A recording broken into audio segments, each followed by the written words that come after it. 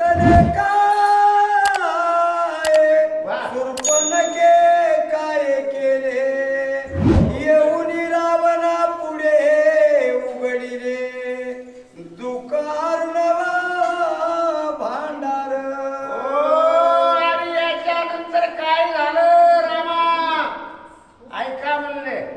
एवढी घटना घडल्यानंतर राजा रावणानं लंकेमध्ये प्रवेश केला आणि प्रवेश केल्यानंतर त्या ठिकाणी ज्यावेळेस सभागृहामध्ये पडले त्यावेळेस काय घडलं म्हणले तर ही जी रावणाची बहीण असणारी शूर्पणखा ही शूर्पणखा अचानक त्या ठिकाणी काय घेऊन आली निरोप घेऊन आली. निरोप कशाचा राजा रावणाचा पूर्ण नष्ट होण्याचा निरोप घेऊन आले.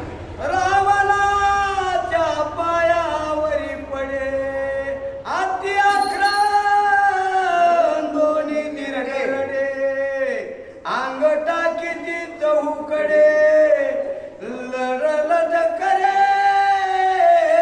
पिटीती. हो काय केलं आतापर्यंत श्रोते विचार करीत असते आणि त्या शूर्पणखेनं आमंत्रण दिलं निरोप घेऊन आले पण कशाचा आणि कशा रूपानं हे काय आणखी त्यानं सांगितलं नाही म्हणून विचार करीत असते.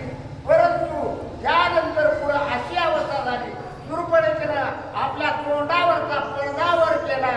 पूर्ण अवस्था जी झाली ती पुन्हा लक्ष्मणानं केली अवस्था ती ओपण केली जमिनीवरती गडगडा लोळायला सुरुवात केली आणि त्या ठिकाणी आक्रोश करून काय बोलते आहे. मग रावण म्हणे तेची काय धारे सांगा माऊली कोणी